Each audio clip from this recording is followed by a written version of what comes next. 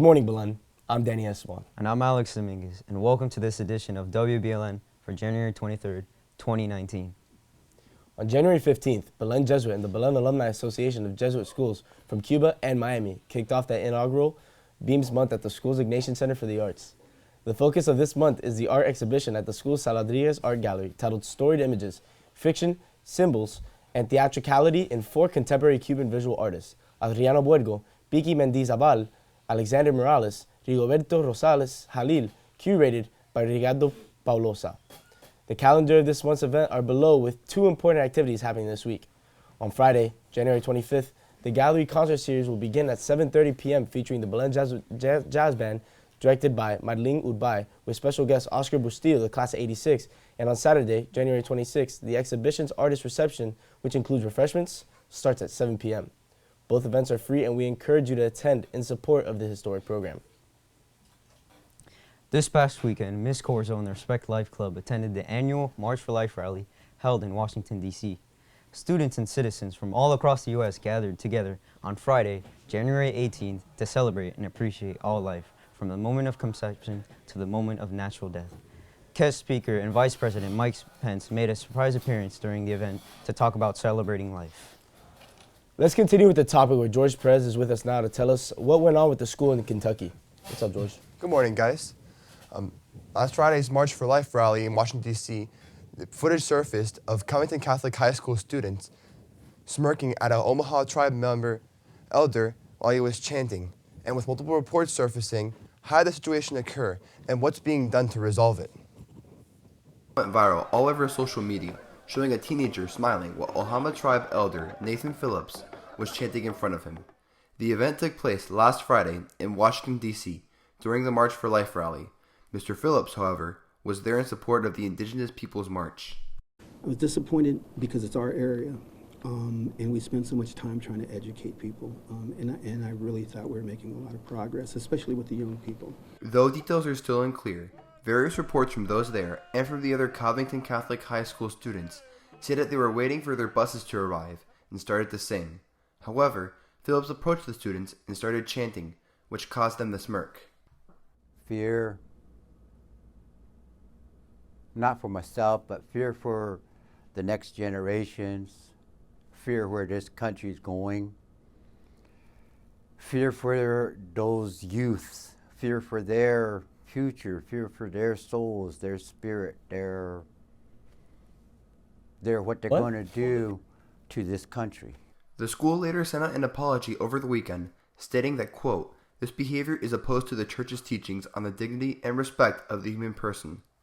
They also stated that they will take appropriate action to punish the students in question, and that expulsion is an option. For WBLN, this has been... Thank you, Georgie.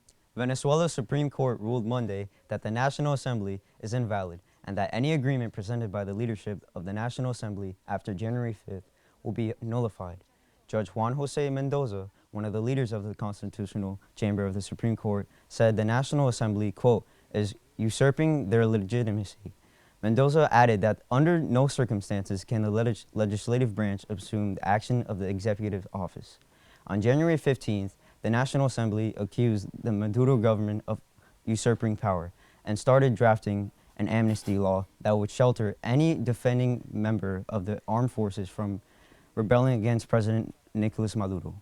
Yesterday, Venezuela's government put down a military revolt against President Nicolas Maduro. The uprising sparked violent protests in the capital. Caracas, the building of a cultural institution, was partially burnt during the protests. The National Defense Minister said the small group responsible will face the full weight of the law. There are nationwide protests planned for today. We move to Michael Fresco, who's in studio. Dozens of FBI agents are coming forward anonymously in a new report, saying critical investigations are now suffering thanks to the government shutdown, and they say it's potentially putting national security at risk.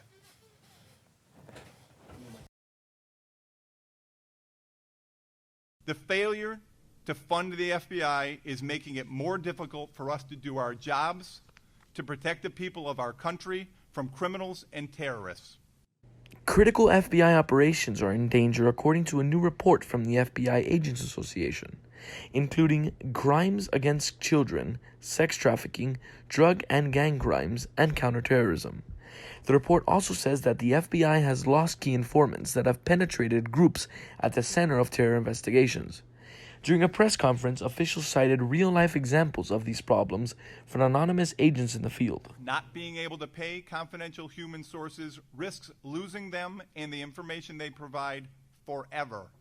One agent working undercover in counterintelligence cases is quoted in the report expressing serious concern about a major hole in national security, saying, quote, "The fear is our enemies know they can run freely. Right now, nearly 13,000 FBI agents are working around the clock with zero pay." This is Michael Fresco from WBLN News. Good morning, Belen. Here's your scoop for today. This weekend, the Modern United Nations delegation was awarding Outstanding Small Delegation at Columbia University. The team also had 3 best delegates, 1 outstanding delegate, 1 honorable delegate, and 1 verbal commendation. Congratulations to the boys. This weekend, 6 members of the Belen chess team participated in the 3rd round of the South Florida Scholastic Grand Prix. In the middle school division, the team won 4th place trophy with 7.5 points. In the high school division, the team won 1st place with 5.5 points. Aiden Poveda winning 2nd place individually and 3 wins and a draw. Congratulations to the team. The applications for the Culinary Experience Retreat are due by Thursday, January 31st. There will be a meeting for all those attending the retreat on Thursday, January 31st, immediate after school in room G204. Now here's who's meeting after school. The Chess Club will have a meeting today and at 3 in room F203. The Fencing Club will have practice tomorrow at 3:15 in the dining hall. The Boy Scouts will have a meeting tomorrow at 7:30 in room D106 and D107. And the National Senior Beta Club will have its monthly meeting on Monday, January 28th in room G204. Now stay with us as we bring you weather and sports after these messages.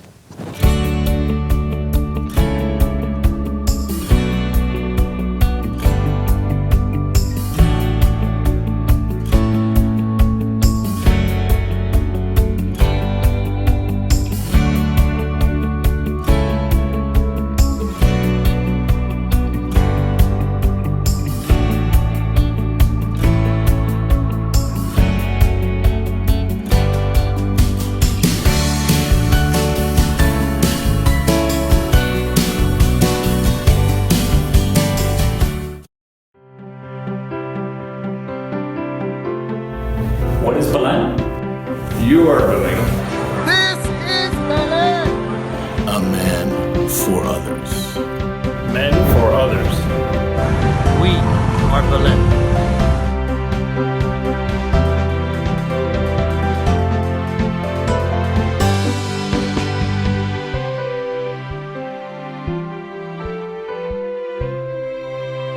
Good morning, Belen. Here's your weather for today.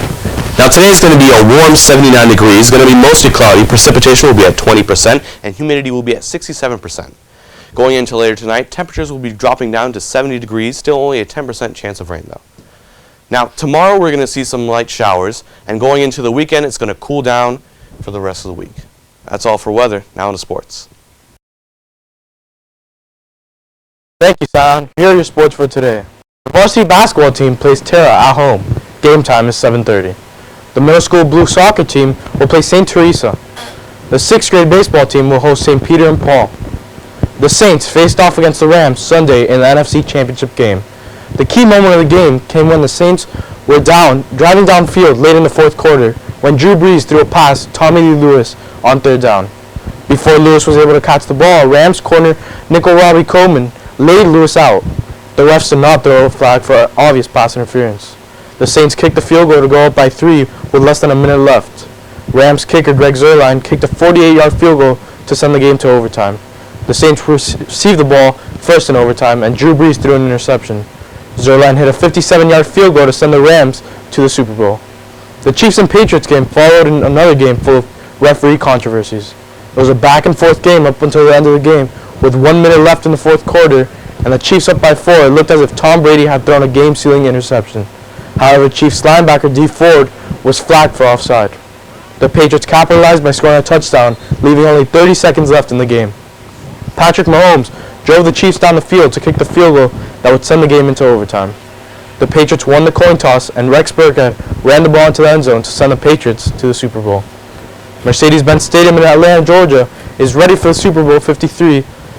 Field preps with LA Rams logo and New England Patriots logo on the field. Super Bowl lights and banners added. That's all for sports. Now back to you guys at the desk. Thank you, Louis. Be sure to follow us on Instagram, Facebook, and Twitter. That's all our news for today. I'm Danny Esman. And I'm Alex News. And from everyone here at WBLN, have a wonderful day and stay golden, Wolverines.